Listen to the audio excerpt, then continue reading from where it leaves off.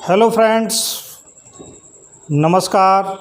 मैं आपका दोस्त विनय कुमार गुप्ता आज फिर आपके सामने एक नई कहानी के साथ उपस्थित हूँ।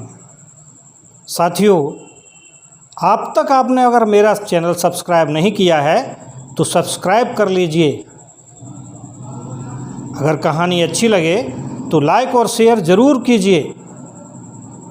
क्या आप भी अपने गुरु के साथ धोखाधड़ी करते हैं?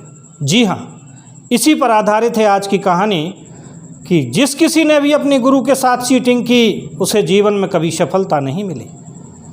तो कहानी इस प्रकार है कि एक गुरुजी थे जो एक आश्रम में अपनी कुटिया बनाकर रहा करते थे। गुरुजी इतने अच्छे थे कि उस क्षेत्र के ही गुरु थे जिस क्षेत्र में वो रहा करते थे। उनके कई चेले थे।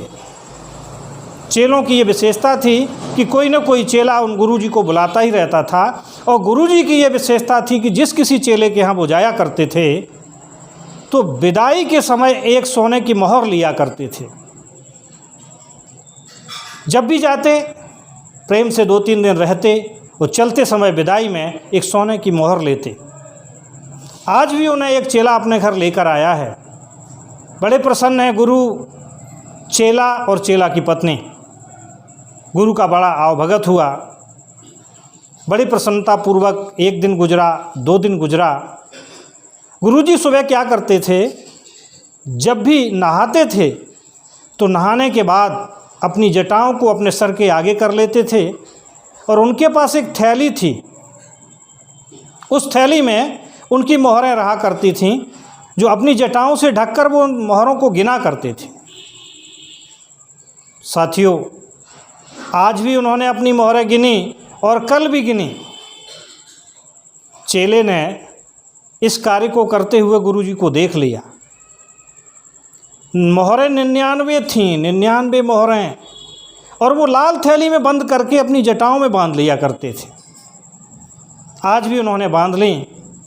तीसरा दिन आया जब गुरु की विदाई का, तो चेले के मन में बुरा भाव जागा, लालच जाग गया।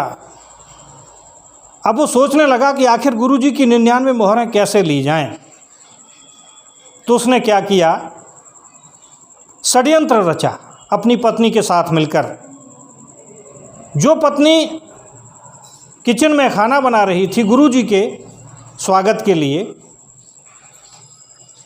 वो अपनी पत्नी के पास गया और चिल्लाते हुए बोला कि कल मैंने अपनी लाल थैली में 99 मोहरें रखी थीं, वो कहाँ गईं? पत्नी बोली, मैं क्या जानूँ कहाँ गईं, मैंने तो कभी नहीं देखी। तुम अपनी कोई चीज़ हमें दिखाते भी हो कि हमेशा हम पे दोष ही लगाते रहते हो? पति बोला, देखो मैं दोष नहीं लगा रहा हूँ, मेरी 99 मोहरें लाल थैली में बंद हैं। अगर पता है तो बता दे, वरना तुझे।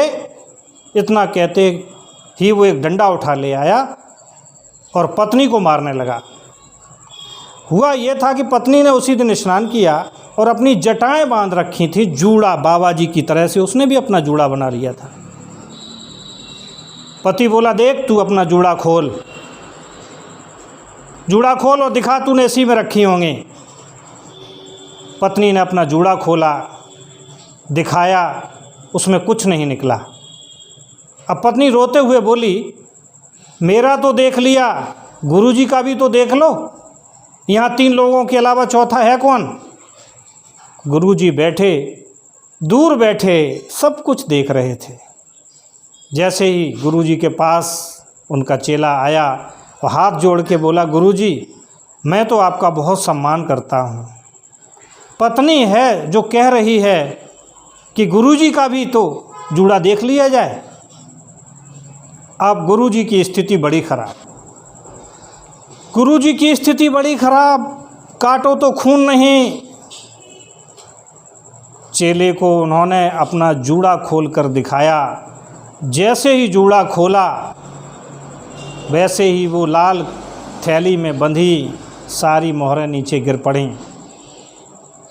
चेला बोला, देखो तभी मैं कहूँ कि मेरी मोहरें गईं कहाँ हैं, मेरी 99 थीं। गुरुजी मैं इन्हें गिने लेता हूँ, अगर मेरी हैं तो 99 होंगी और आपकी हैं तो कम ज़्यादा हो सकती हैं। उसने गिनी तो 99 मोहरें निकलीं और अपनी पत्नी को समझाते हुए बोला, देखो ये गुरुजी की इज्जत की बात है, किसी से कहना नहीं। पत्नी बोली, मैं किसी से नहीं कहूँगी। उसने 99 मोहरों की थैली अपने हाथ में लेके गुरुजी की आव भगत की, खाना खिलाया और विदाई का समय आया।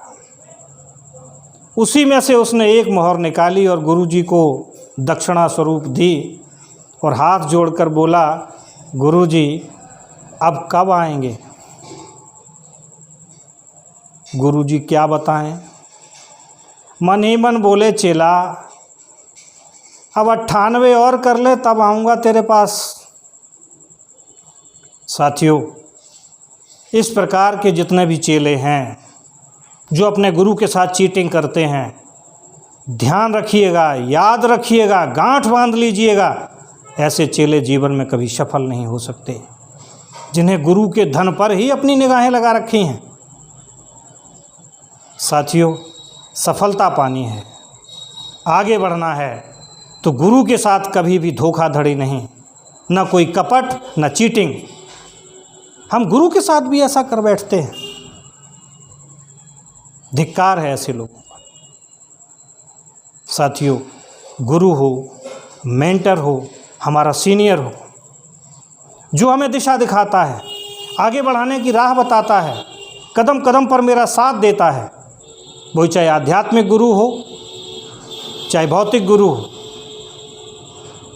चाहे हमें धन कमाने की रास्ता बताता हो, चाहे पढ़ने की रास्ता बताता हो, चाहे ईश्वर प्राप्ति का रास्ता बताता हो, हमें कभी भी गुरु के साथ धोखाधड़ी नहीं करनी चाहिए। साथियों, मेरा चैनल अगर आपने सब्सक्राइब नहीं किया है तो आप सब्सक्राइब कर लीजिए।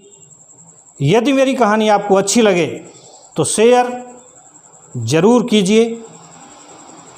धन्यवाद।